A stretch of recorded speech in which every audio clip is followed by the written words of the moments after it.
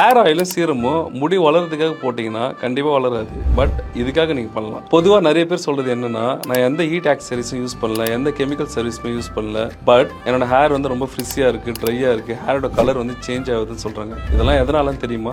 இதுக்கு என்ன காரணம்னா, இதுக்கு பேர் வந்து நேச்சுரல் லைட்னிங் சொல்லுவோம். நேச்சுரல் லைட்னிங்னா என்னன்னா, விண்டு, ஹியூமிடிட்டி, சன்லைட், இந்த 3 விஷயம் தான் வந்து ஹேரை வந்து டேமேஜ் பண்ணுறது. ஸோ அதுலேருந்து நம்ம ஹேரை வந்து எக்ஸ்ட்ரலாக ப்ரொடெக்ட் பண்ணுறதுக்கு தான் நம்ம ஹேர் சீரம்லாம் அப்ளை பண்ண சொல்கிறோம். இது எப்படி நம்ம ஹேரில் ரியாக்ட் ஆகுதுன்னு பார்த்தீங்கன்னா, ஹேரோட ஸ்ட்ரக்சர் எப்படி இருக்குன்னு கேட்டீங்கன்னா, மீனுக்கு எப்படி செதில் வந்து ப்ரொடெக்டிவ் லேயரா இருக்குதோ அதே மாதிரி ஹேருக்கு மேல ஒரு ப்ரொடெக்டிவ் லேயர் இருக்கும். அதுதான் வந்து கியூட்டிகல். அதுக்கு உள்ள இருக்கிறது தான் ஹேரோட கார்டெக்ஸ் நம்ம சொல்லுவோம். சோ இந்த ஹியூமிடிட்டினால என்னன்னு கேட்டீங்கன்னா, அந்த கியூட்டிகல் வந்து ஓபன் ஆயிடும். ஓபன் ஆச்சுன்னா விண்ட்ல இருக்க ஆக்சிஜன் வந்து ஹேருக்குள்ள போயிடும். இது என்ன பண்ணும்னா, ஹேர்ல இருக்க கலர் பிக்மெண்ட் மாய்ஸ்சரை வந்து எடுத்துரும். சோ இந்த ஹோல் ப்ராசஸ்க்கு சன்லைட்டும் வந்து எனர்ஜி கொடுக்கும். சோ இந்த ரீசனால தான் ஹேர் வந்து ட்ரை ஆகுது, ஃப்ரிஸி ஆகுது, கலர் வந்து சேஞ்ச் ஆகுது. இதனால தான். சோ இதனால நம்ம ஹேருக்கு வந்து எக்ஸ்டர்னலா வந்து ப்ரொடெக்ஷன் வேணும். ஸோ அதுக்காக தான் நான் என்ன சொல்றேன்னா, இந்த hair oil, hair serum, hair gun ஆயில்லாம் வந்து ரெகுலராக யூஸ் பண்ணீங்கன்னா ஹேர் எந்த டேமேஜும் ஆகாது.